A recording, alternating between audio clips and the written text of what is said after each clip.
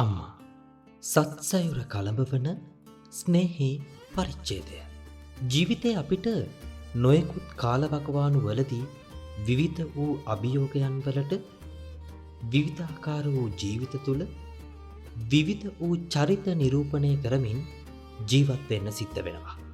සමහරක් ඒ එක් එක් පරිච්ඡේදයන් රස විඳිනවා වගේම නීරසව විඳවන පිරිසකුත් අපි අතරම ඉන්නවා.